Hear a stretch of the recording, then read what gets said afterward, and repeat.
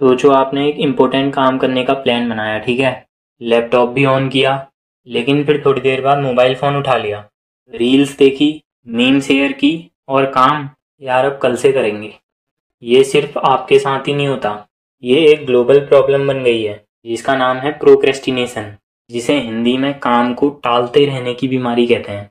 आज की इस वीडियो में मैं तुम्हें बताऊंगा कि हम काम को आगे के लिए क्यों टालते रहते हैं, इसके पीछे की साइकोलॉजी क्या है, और 5 ऐसे पावरफुल सॉल्यूशंस भी दूंगा जिससे तुम काम को टालने की इस बीमारी को पूरी तरीके से भूल जाओगे। तो चलिए शुरू करते हैं। प्रोक्रेस्टिनेशन मतलब किसी काम को जानते हुए भी तब तक टालते रहना जब तक उसे पूरा करने का टाइम ही खत्म ना हो जाए, और तब स्टार्ट हो जाता है पैनिक मोड। पहली बात, ये कोई लेजीनेस नहीं है। लेजी इंसान तो काम ही नहीं करना चाहता, लेकिन प्रोक्रेस्टिनेटर काम को करना चाहता है लेकिन स्टार्ट नहीं कर पाता। ये कोई दिखावा नहीं, एक मेंटल लूप है जिसमें हम अक्सर फंस जाते हैं। ये एक ऐसी सिचुएशन है जब प्लानिंग होती है परफेक्ट, पर एक्शन होता है जीरो।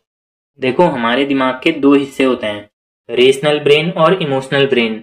रेशनल ब्रेन फ्यूचर के बारे में सोचता है और लॉन्ग टर्म प्लानिंग करता है, जबकि इमोशनल ब्रेन हमेशा चिल करना चाहता है, स्ट्रेस से बचना चाहता है और हमेशा इंस्टेंट प्लेजर की ओर भागता है। जैसे सोचो तुमने कोई काम शुरू करा और वो काम बहुत बोरिंग लग रहा है, तो समझो तुम्हारे दिमाग का कंट्रोल इमोशनल ब्रेन ने ले लिया है, जिससे तुम अपने काम को बीच में छोड़कर social media, food, endless scrolling और ओवर थिंकिंग जैसी लग्जरीज के पीछे भागने लगते हो। यानी हम लोग काम से नहीं भाग रहे हैं, हम निगेटिव फीलिंग की ओर इंक्लाइन होते जा रहे हैं। और ये टालने की आदत हर किसी में एक जैसी भी नहीं होती है। चलो मैं इस आदत को 2-3 लोगों के एग्जाम्पल से तुम्हें समझाता हूँ।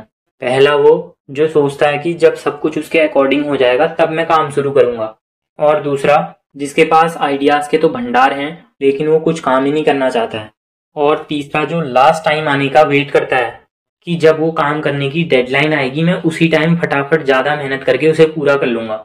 जैसे बहुत से स्टूडेंट्स को ये लगता है कि पेपर आने से पहले हम एक ही रात में पूरा सिलेबस पढ़ देंगे, और लास्ट वाला वो जो सोचता है कि अगर मैं किसी काम में हाथ डालूंगा और वो पूरा नहीं हुआ तो लोग क्या कहेंगे। वैसे आप इनमें से किस टाइप के हो, कमेंट में बताना। काम को टालने के बाद कुछ लोगों को शॉर्ट टर्म बेनिफिट्स दिखाई देते हैं, फॉर एग्जाम्पल उनको चिल मारने के लिए टाइम मिल जाता है, लेकिन लॉन्ग टर्म में ये गलती स्ट्रेस, एंजाइटी और सेल्फ डाउट लेकर आती है।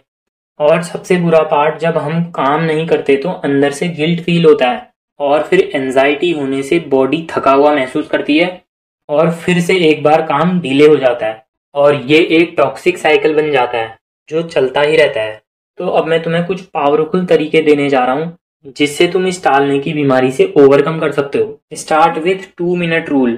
जो काम सिर्फ 2 मिनट में हो सकता है उसे अभी करो। अभी मतलब अभी, नो एक्सक्यूज, क्योंकि छोटी छोटी जीतों से ही मोटिवेशन आता है। अपने टास्क को छोटे छोटे टुकड़ों में तोड़ो।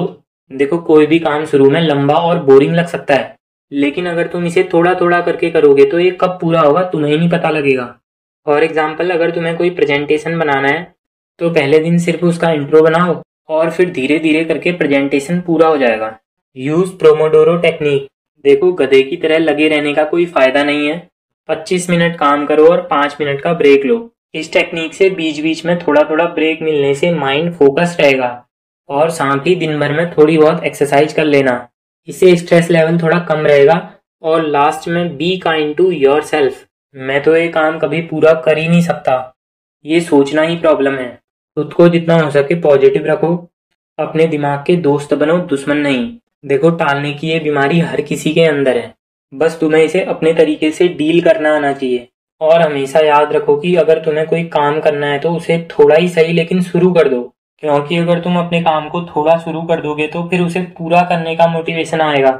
इसीलिए आज ही एक छोटी सी शुरुआत करो, और वीडियो पसंद आए तो इसे लाइक और चैनल को सब्सक्राइब कर दो। बाकी मिलते हैं अगली वीडियो में।